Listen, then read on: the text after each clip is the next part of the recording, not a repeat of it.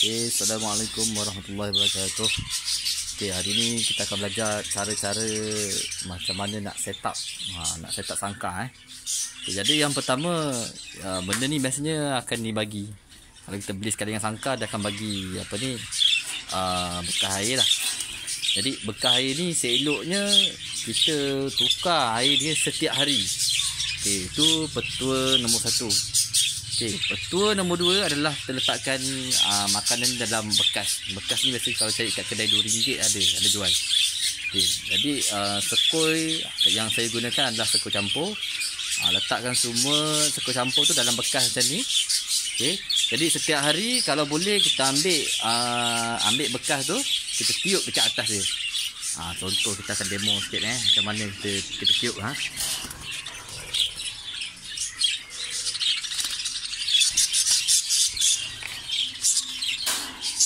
nampak? Ni ada habuk-habuk dia ni. Jadi kalau kata baji kalau dia makan habuk ni tak elok lah. Cara-cara dia adalah goncang tu. Kenapa kena goncang? Supaya dia punya habuk ni naik di atas tu. Kemudian kita tiup kan.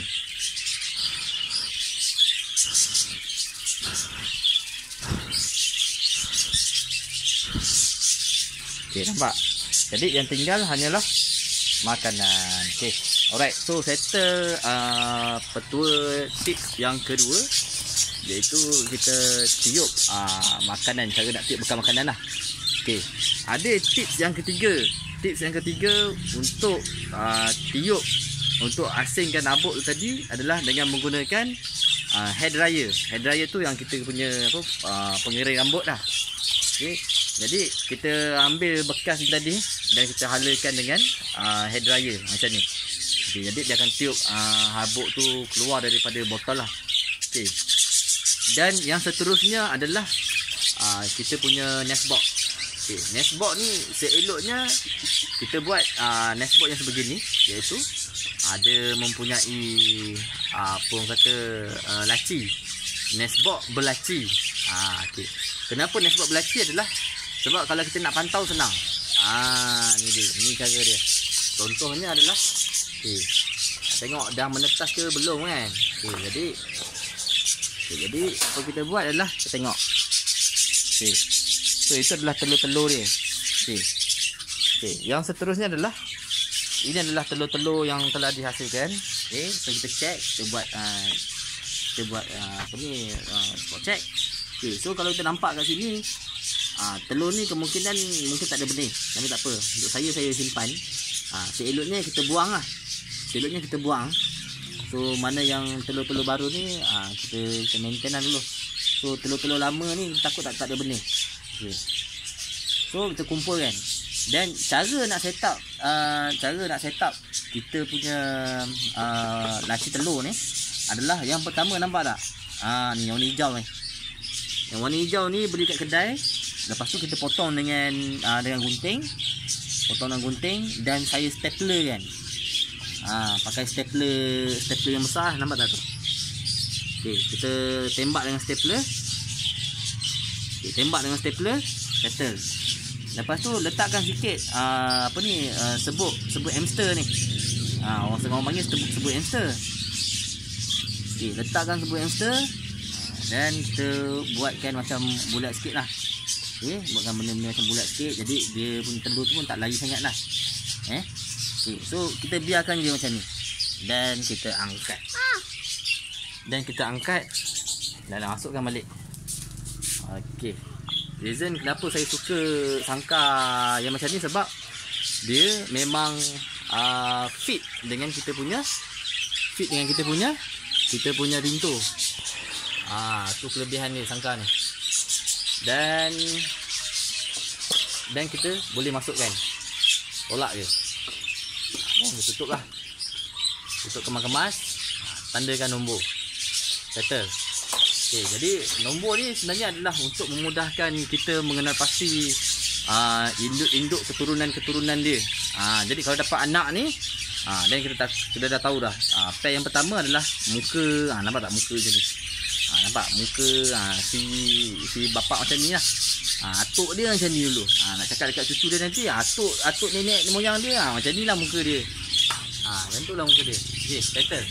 Itu tips yang keempat. Okay, tips yang keempat. Dan tips yang kelima adalah kita bagi dia makan. Kita letakkan satu case ni, dia punya mineral block, ataupun orang panggil tonic block.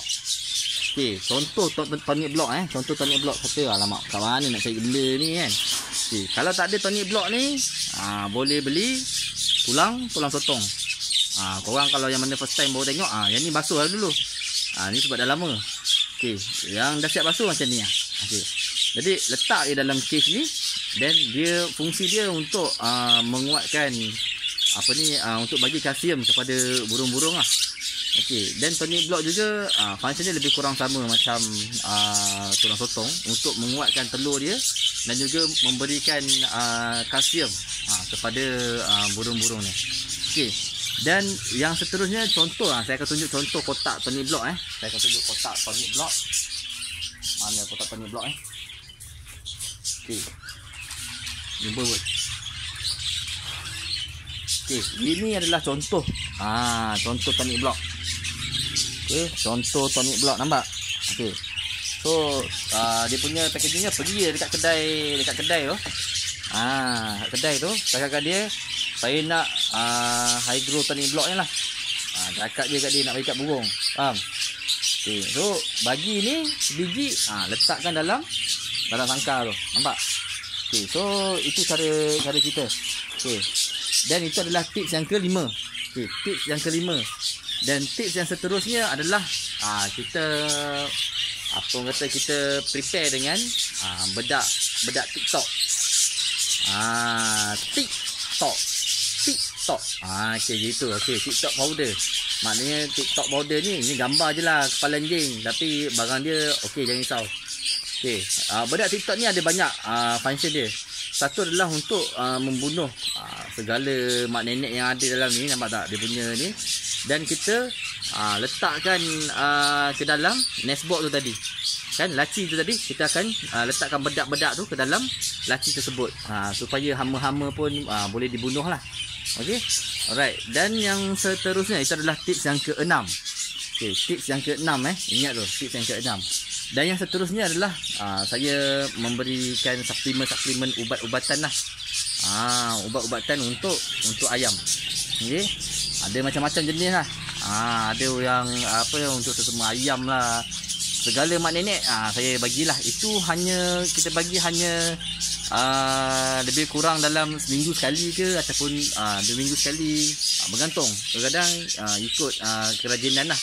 Okay, ini pun adalah salah satu yang saya dapat free lah ni. Okay, so ini adalah antara suplemen yang ada.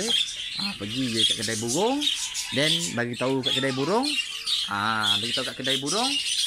Kita nak suplemen apa yang ada. Okay, so dia ada yang warna hijau, ada yang warna merah, ada macam-macam lagi lah. Okay, dan yang seterusnya, kalau orang kata burung tu ada penyakit puru kan, pergi dekat Guardian.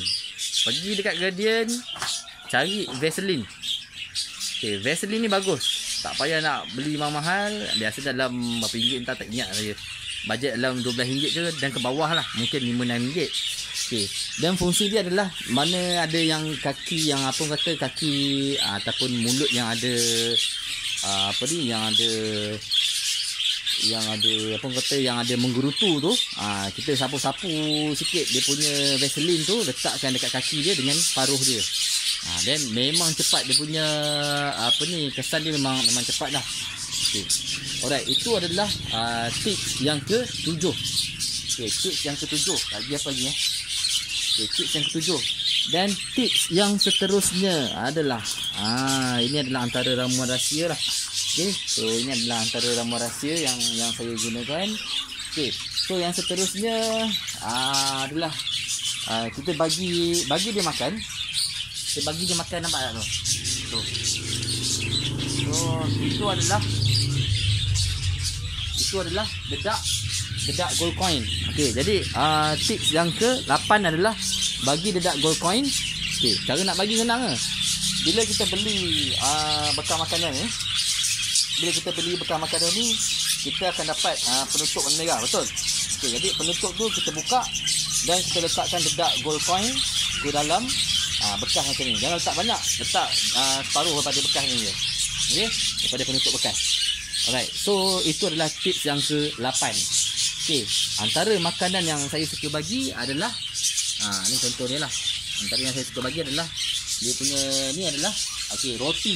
Roti yang satu lagi. Jangan lupa bagi roti. Bagi roti ni bagus. Untuk dia punya apa ni kata bagus untuk pembesaran dia lah. Body pun lagi tegap. And then dia ada apa ni oat lah. Dia ada gandum dalam tu kan dengan yeast. Okay, dan yang seterusnya adalah kita bagi dia makan serai. Okey, tengok mana yang agak-agak apa ni kurang tenaga ke apa ke, letaklah benda lah ni, iaitu letaklah serai. Okey, itu adalah tips yang ke-9. Okey, itu adalah tips yang ke-9. Okey, mari kita lihat balik. Yang seterusnya adalah pastikan tuan-tuan dan perempuan semua buat satu aviari yang besar macam ni. Okey, contohnya buat satu aviari dalam keadaan tertutup di sekeliling. Hanya ditutup dengan canvas. Yang ni pun ditutup dengan canvas, tapi tidaklah pula ditutup sepenuhnya.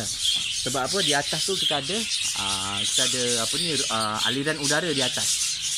Okey, kenapa kita tutup di sekitar kiri dan kanan dan depan dan belakang, kecuali atas dengan kecuali dekat atas lah. Okay, kenapa? Reasonnya adalah untuk mengelakkan udara sejuk masuk ke dalam ni, dan sekaligus boleh menyebabkan pembiakan kuman-kuman dan juga merebaknya penyakit-penyakit yang berbahaya. Okay, setakat ni apa yang kita buat, alhamdulillah tiada penyakit-penyakit berjangkit lah. Okay, itu adalah tips yang ke-10. Okay, yang seterusnya adalah tuan-tuan dan perempuan boleh bagi dia makan, pokok apa ni, pokok moringa, pokok daun moringa. Okey, moringa ni bagus untuk dia sebab dia mempunyai pelbagai khasiat untuk dalam pembiakan baji, dalam untuk kita breed baji. Okey, yang warna hijau dan kalau ada yang warna kuning, kuning macam ni jangan bagi. Kadang-kadang dalam satu tangkai tu ada kuning enggak kan? Macam ni kan. Okey, macam ni jangan bagi. Cabut yang kuning ni. Cabut yang kuning ni sebab ikut petua-petua pakcik-pakcik India yang bagi pokok ni kat saya, dia kata yang kuning ni adalah racun kepada manusia ataupun haiwan lah. Kalau kata kita makan ni juga, letak dalam telur, buat goreng, akan cirit lah. Okey, tapi yang bagusnya daun moringa ni ataupun moringa, daun moringa ni ataupun daun apa kata munggai, orang kata munggai daun munggai ni dia kaya dengan zat vitamin C dan pelbagai jenis magnesium iron lah yang ada dalam ni. Memang sangat bagus dan disarankan untuk bagi, kecuali cabut dia punya daun warna kuning. Okey, alright, sebab daun warna kuning ni dia panas. Okey, dan yang seterusnya adalah kangkung. Okey, kangkung ni biasa saya bagi bila cuaca panas. Bila cuaca panas saya akan bagi. Okey, tapi kita seboleh-bolehnya jangan bagi yang ada batang banyak lah. Kita bagi daun-daun saja. Itu saja yang saya bagi setakat ni.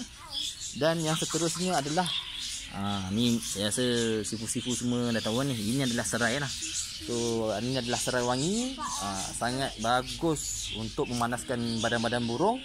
Dan tidak dilupakan juga dengan dia punya daun serai. Daun serai ni pun boleh bagi kat burung. Diorang memang suka gigit sampai habis. Memang laris lah. Okey, itu yang seterusnya. Okey, itu adalah tips yang ke-11. So tips yang ke-12 ini adalah pokok daun ruku. Cara nak bezakan macam mana pokok daun ruku ni contohnya saya dekatkan sikit. So ini adalah antara pokok-pokok daun ruku lah untuk apa ni, untuk pemerhatian sifu-sifu semua. Ini adalah pokok daun ruku, sangat bagus untuk induk-induk bertelur. Memang mantap daun ni. Daun ni memang mantap, wajib ada untuk setiap breeder. Okey, itu adalah tips yang ke-11. Okey, tips yang ke-12 pula adalah tips yang ke-12 adalah kita bagi dia makan. Okey, dah bagi dia makan daun pandan. Pandan leaf. Okey, pandan leaf. Pandan leaf ni is very good. very good untuk dia cuci usus dan juga perut dia. Dalam oral lah, oral dia apa semua dia memang sangat bagus. Dan satu lagi dia punya bau adalah wangi, jadi burung dia suka lah. Okey, dan yang seterusnya adalah saya dah lupa lah. Yang seterusnya adalah kita punya apa ni, daun pandan lah. Yang seterusnya adalah kita punya daun kari. Okey, ini adalah daun kari. Settle kalau hujan ke sejuk ke apa ke, bagilah daun kari. Okey. Dan itu adalah antara diet pemakanan yang saya boleh kongsikan bersama dengan sifu-sifu semua. Okey, so ya, saya rasa cukup saja untuk sesi pada kali ini. Dan insya-Allah kita akan kongsikan lagi beberapa keedah untuk pembiakan burung baji. Okey, macam mana cara-cara nak set up burung baji saya dah terangkan tadi. Nak set up tempat pembiakan burung baji saya dah settlekan tadi. Dan yang terakhir daripada saya adalah selain daripada kotak telur yang berlaci, kita juga boleh menggunakan sabut kelapa ya. Sabut kelapa. Okey, cara nak buat sabut kelapa boleh buat sendiri, jangan risau. Senang. Okey. So akhir kata daripada saya itulah, dan teruskan membaji dan majulah industri peminat-peminat baji di Malaysia, insya-Allah. So kita teruskan. Dan yang penting dalam hobi membaji ni adalah kita minat. So minat datang nombor satu. Dan yang kedua adalah niat untuk eratkan ukhuwah ataupun silaturahim antara rakan-rakan peminat baji yang lain lah. Okay. So itu saja daripada saya. Assalamualaikum warahmatullahi wabarakatuh. Dan selamat membiakkan baji di Malaysia.